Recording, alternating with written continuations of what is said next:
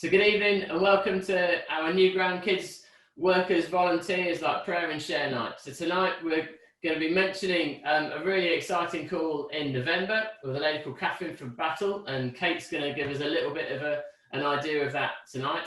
But our main focus is going to be on Halloween and prayer. Never thought I'd be saying that. So I'm just going to hand over to Kate to share a little bit about this amazing lady called Catherine from Battle, and then it'll be over to Charlie for some spooky Halloween. Go for it, Kate. Hi everyone, it's good to see you.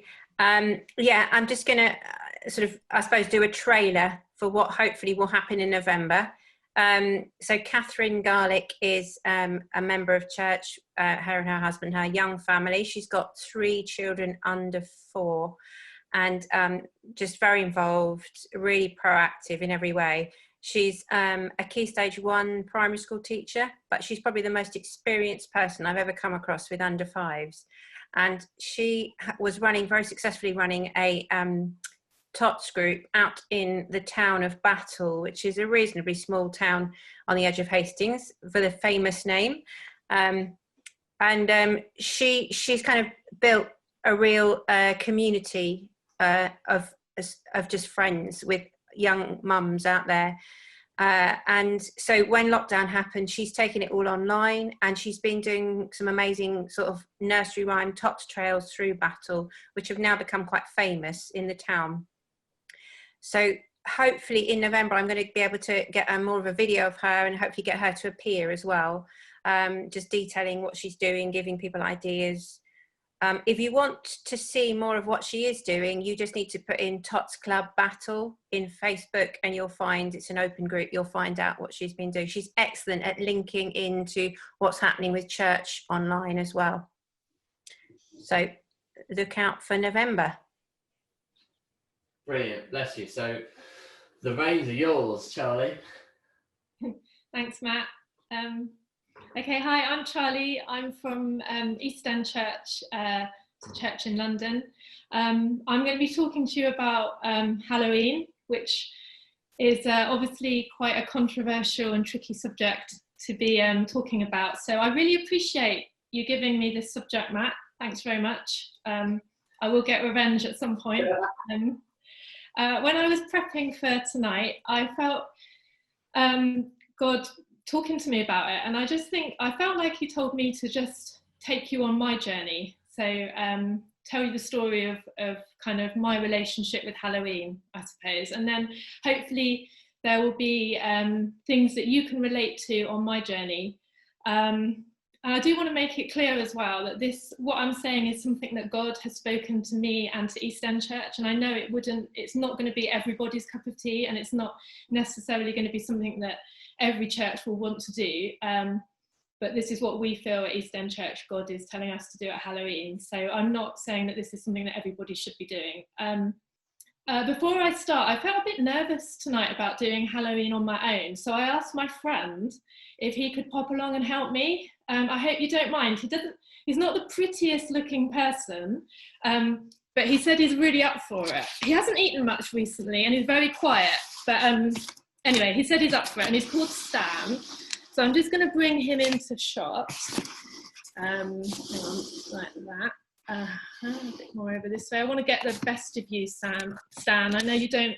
You've got a good side and a bad side, basically, haven't you? I think we've got his good side here.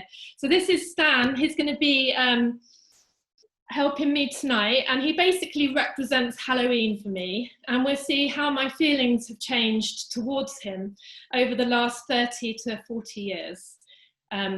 So I'm going to start at the very beginning. I was brought up in a Christian family, and we had nothing to do with Halloween at all. So I knew when I was growing up that Halloween was all about ghosts and witches and skeletons, and to be honest, I was really glad that we had nothing to do with it. I didn't want to go trick-or-treating, and I didn't want to go to Halloween parties because I felt quite scared of all those things, and I was really glad that we had nothing to do with it. And that kind of stayed the same way as I went to university. I didn't go to any of the Halloween discos or parties that went on there. And then the same at work. I kind of just managed to avoid it and ignore it, right up to getting married and having my own children. And then I have a memory of trick-or-treaters coming to our house when my oldest son was about 2 years old. And we lived in a block of flats, and somehow the trick-or-treaters had managed to get into the main door of our block of flats, and they were ringing the doorbell on our flat front door. And my son was about 2, and he ran and opened the door, and there were all these trick-or-treaters, and they were dressed in the most gruesome, awful costumes. And one of them had do you know those scream masks, the white scream masks with a really long chin? They're really horrible and scary, and it totally freaked him out. He was really upset, and he had nightmares for weeks afterwards, and that totally clinched it for me. I was like, right, I want nothing to do with Halloween. It's horrible, it's really scary. I want to protect my kids, and yeah, I'm going to avoid it and ignore it. So Stan, that was like the first 25 years of my life. I wanted to avoid you and ignore you, and I think I felt it was the right thing to do. Didn't want anything to do with it. And then my kids got a bit older, and 2 things changed for me. First of all, Halloween got bigger. So you probably realised that in the last 5 or 10 years, Halloween's got bigger. We've become more American with it, haven't we? It's in the shops a lot more. It's our primary school does Halloween discos. All my kids' friends go trick-or-treating. It's a much bigger thing than it ever was when I was growing up. And the second thing that happened to me was I became the leader of our kids' ministry. So both those things made me realise that I probably couldn't avoid or ignore it anymore. And I realised that I had to do something about Halloween, but I just wasn't sure what to do. So I did what we all do. I went online and I asked my friends. So I looked at what other churches were doing, and there was loads of churches doing really good stuff. And what really caught my eye was light parties. So I saw loads of light parties going on, and I thought, that is such a brilliant idea, like creating an alternative to all the horrible, scary, gruesome, dark things, giving opportunity for kids to invite their friends along and to tell them about how God's the total opposite of Halloween. So I thought, what a brilliant idea, I'm going to do that. So we're part of quite a small church, and so we don't have our own venue or anything. So I thought, okay, I'm going to host it for the kids in our church in my house, and we'll have a great light party in my house, and it would be fantastic. And I had all these great plans, and then I kind of forgot about Halloween, and it crept up on me really quick. And I kind of hadn't got around to inviting any of the other church kids. So I said to my kids, oh, this year we'll do like a practice light party in the house, just the 4. I've got 4 children, so just the 5 of us, and we'll see how it goes. And then next year we'll invite the other church kids. So we set it all out with loads of games and stuff like that. But we kept getting interrupted by the doorbell ringing because the trick-or-treaters kept coming to our front door. And I was like, oh gosh, this isn't working how I thought it would work. I was wanting to do like lots of fun games and light things with my kids, and then the trick-or-treaters keep ringing the doorbell. So what we did in the end is we moved the light party to the front door and out into we've got a tiny little front garden before we get to the path. So we moved it out there, and we basically invited all the trick-or-treaters to come in on our light party. So we played games of like strawberry laces, that sweet lace where you eat it with no hands, and chubby bunnies, and apple bobbing, and I found some church leaflets and I gave those out when the trick-or-treaters came, and I loved it. I thought it was brilliant. I had such a good time, and so did the kids. And my husband had to go and get more sweets from the shop because we ran out of sweets. It was really good. And afterwards, I felt like God reminded me of the bit in the Bible that Paul wrote in Ephesians 5, where it says, make the most of every opportunity. And I felt like that's what we've been doing. We've been making the most of the opportunity of people coming and knocking on our door. And I got my Bible out and I read it. And I hadn't realised that the sentence after that, making the most of every opportunity, is because the days are evil. And I thought, oh, that's so interesting. Halloween is like the most evil day there probably is in the whole calendar. It's where, I imagine, where all the occult things start happening, where people are trying to connect with dead people, and like the whole, like, everybody's jumping in on it at the moment. But it is the evilest day in the whole year. But people are knocking on my door. So it's like the most evil day and people are knocking on my door. And I was like, this is just a fantastic opportunity. So basically God challenged me to open my door at Halloween And then he also challenged me to equip the families in our church to also open their doors at Halloween. So I kind of got a picture from God of light parties happening all over East London. So a picture of all the families in our church and all the households kind of throwing their own little light party in their house and opening their door to the trick-or-treaters and reaching their neighbours and friends. So that's basically what we've been doing for the last, not very long, 2 or 3 years.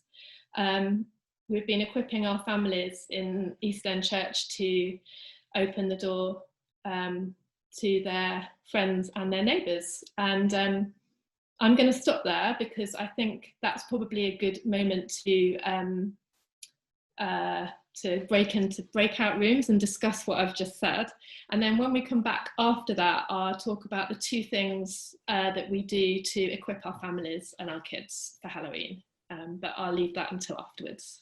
So we're going to jump into breakout rooms just for about 10 minutes, just for you guys to just have a little chat through, like, what has shaped how you see Halloween, what your church does for Halloween, and just how you feel about it. Because then when we come back, like Charlie said, she's going to explain like the details of what her church stuff looks like.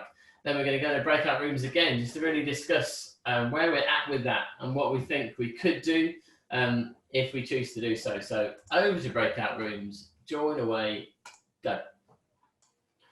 So I hope your breakout room was more productive than my head went. I just end up going in a loop of, I don't know what to do. I'm just not sure what I should be doing. So Charlie, over to you to show us like what your church are going to be doing over that kind of weekend. 31st of October, isn't it? Halloween is this week, so go for it. Thanks, Matt. So we're going to be doing 2 things to equip our kids and our families. And the first thing is actually starting the weekend before Halloween, because I think Halloween's on a Saturday this year, isn't it? So the Sunday before Halloween, we're going to be so we are back meeting face to face now. But this could be done online as well. It doesn't have to be done face-to-face, but we will be basically equipping our kids by talking them through why we're going to be stepping into Halloween, basically. And we're going to be doing that by unpacking the Valley of Dry Bones story in Ezekiel. And we choose that story because it probably is the spookiest and scariest story there is in the Bible. You don't get much scarier than a whole valley full of dead, dry bones that then, when they're spoken to, the flesh starts growing on them and the skin starts covering. Oh no, first of all, they all come together, don't they? Like in a clickety-clack, a bit like my friend here. Oh my goodness, his head's fallen off. I knew that would happen. These all come together very well. So they come together and then the flesh starts growing and then they're kind of just walking around like zombies, aren't they? And then God breathes on them and they come to life. So that's kind of like the best Halloween story you can ever get, and it's in the Bible. So we start off by unpacking that with the kids on the Sunday before Halloween. So we tell them first of all that God loves to step into dead, gruesome, scary situations, and when he does, he brings life. So we want the kids to know that first of all, he steps into our scary and gruesome situation, which is basically sin, isn't it? And he takes our sin and our deadness, because we're dead to God, and he brings us to life, and he brings life. So that's the first thing we tell them. And then we tell them that he can change any scary or gruesome situation that they come across. And probably the most exciting part is that God doesn't want to do it on his own. He wants us to step in with him. So in the story with Ezekiel, he didn't put Ezekiel on the side of the mountain looking in at the dry bones, did he? If you know the story, you know that he put Ezekiel right in the middle of all the bones, so that Ezekiel was right there, like next to the bones, watching it all happening as God changed it. And kind of what we're going to tell our kids in a few weeks on Sunday, is that God wants us to step into these really scary, gruesome situations, because he wants to use us. He wants to change these situations, but he wants to use us, and he wants us to be there and play our part too. So that's what we're going to do on the Sunday, and there'll be opportunity to pray for kids who are scared or worried about Halloween stuff. There'll also be opportunity for them to pray for their friends who they want to meet with Jesus at Halloween, or who they want to go and visit, or who they want to come to their house. So there's lots of opportunity to pray during that Sunday. And then the second thing that we do, and you're going to help me out here, mate, aren't you? The second thing we're going to do is we're going to give them all a bag with that will equip them with all the tools they need to take part in Halloween and redeem it for Jesus. So do you mind if I just take this bag? So I'm going to unpack it for everyone to see what's inside. So the kids love this bag. It's like, so we give it out on the Sunday, and basically it equips the kids and the families for trick or treat, and they can choose what they want to do with the stuff inside. So they can either choose to open their own doors to trick or treaters, or they can choose to go knocking on other people's doors. I was saying in the breakout room, we have quite a lot of families who are new to church, new to getting to know Jesus. They're at the beginning of their journey, and trick or treating and Halloween is a part of their culture and their life, and they really enjoy it, and they don't want to give it up. So instead of telling them to give it up at the moment, what we're saying is just redeem it for God, take Jesus with you, and when you're knocking on the doors, instead of just asking for stuff, give something as well. So so the families can choose what they want to do. I always stay in with my kids. We don't go out trick-or-treating, but we open our door and welcome trick-or-treaters in. And we do that by equipping kids and families with, first of all, a light-up balloon, very important. So they can take the stopper out here, and it will light up, and they blow it up and they put it on their door, and then families will know that they're up for trick-or-treaters coming to their door and knocking. So it's just like a little symbol on the outside. We also say you could carve a smiley face pumpkin, or as we do in our family, we carve a pineapple, which is really cool. It looks so good because it's got all spiky hair coming out the top, and it's quite easy to do. It's easier than a pumpkin. So I'd recommend carving a pineapple and sticking a candle in that and putting that outside your door. So a light up balloon for everyone. We shove a few glow sticks in as well, just because they're fun. And then we have leaflets for our kids' church, and we put a bundle of these leaflets in, and we staple a sweet onto the front, so they can give these to the trick-or-treaters. And this just invites them to our Sunday morning meeting, tells them what to expect when they get there, the time to come, all that sort of stuff. So they all get one of those, every trick-or-treater. And then we also put in some of our church cards. So these are our little church cards. So we give those to the adults as well. So they're invited too. So one for the kids and one for the adults. So a whole bundle of those in the bag. And then, yeah. And I think, and then also we used to put, what we have been putting in is a bag of sweet laces, so they can play laces with the people that come as well. So first person to eat the lace without using their hands. So that's what we usually do.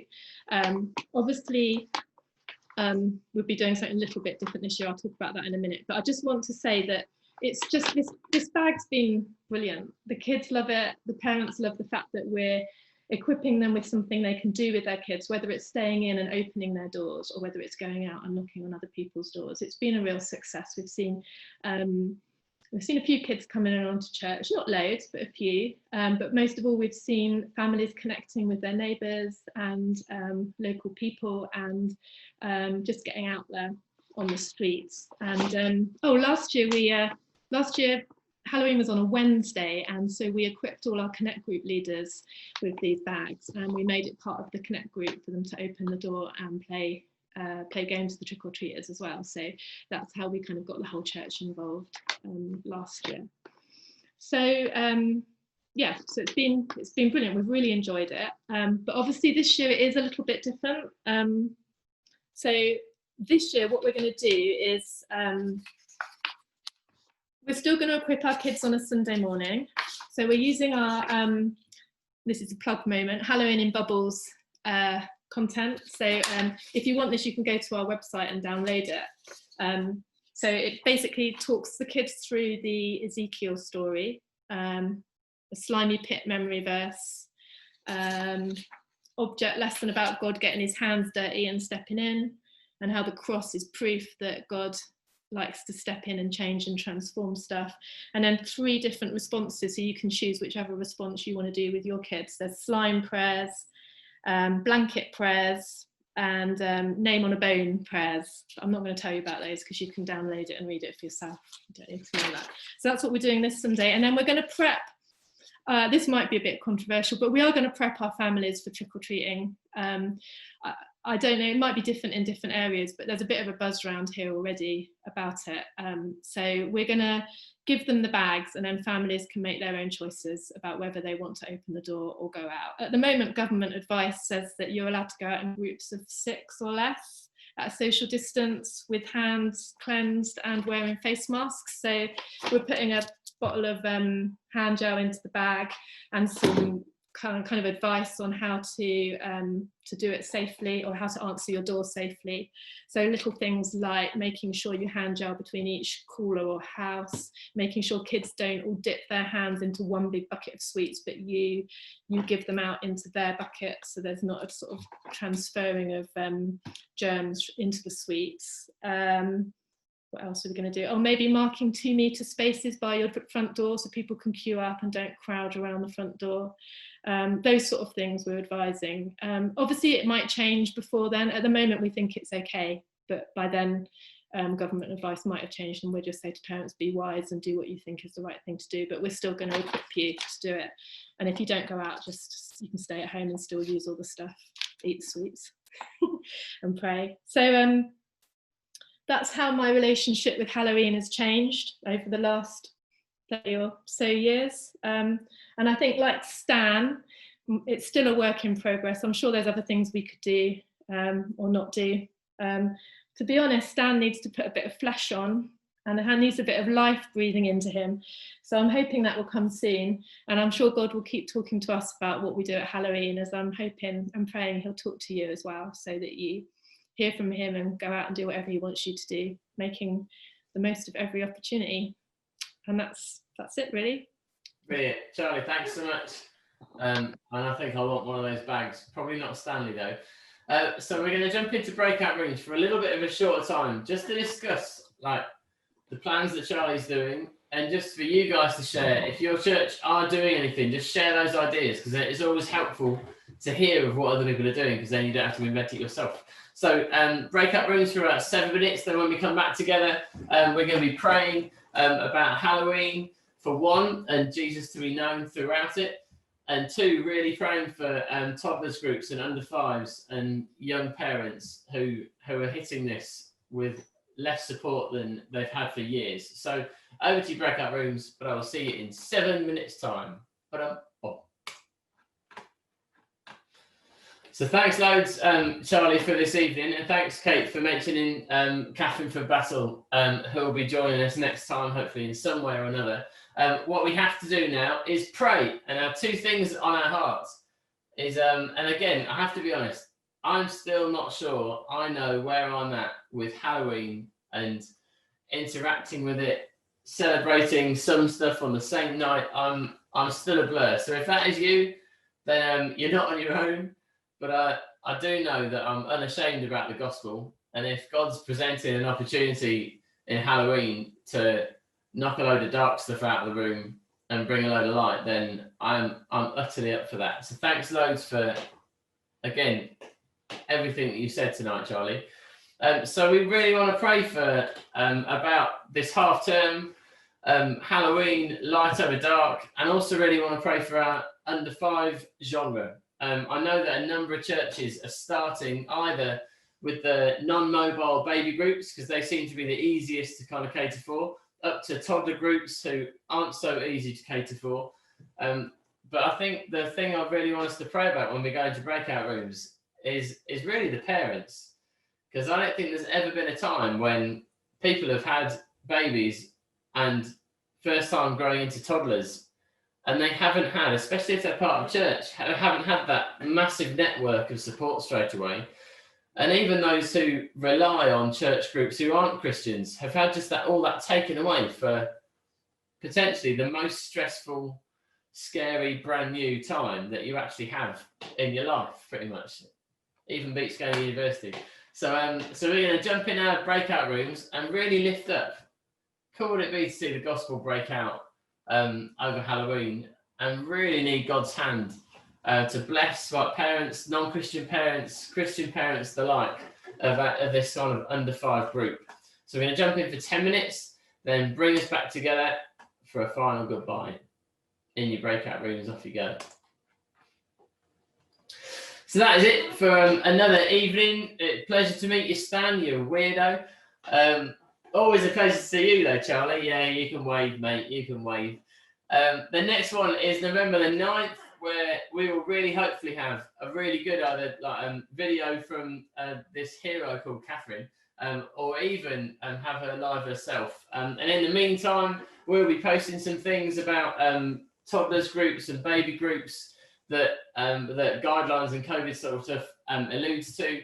If you guys have any top tips or things you've seen or heard of, please post it on our New Ground Kids Work Facebook group. I love seeing what is posted, and I love it when people have read what I have not read and have saved me trawling through and searching for it. So God bless you. Thank you so very much. That is another one for this evening, 9th of November, 7:45. See you there. Cheerio. You can unmute yourselves and say goodbye. Thank you. Bye. Thanks, Matt. Thanks, Matt. Cheers, Lizzie. Thank you. Bye. Bye. Bye. Bye, Charlotte.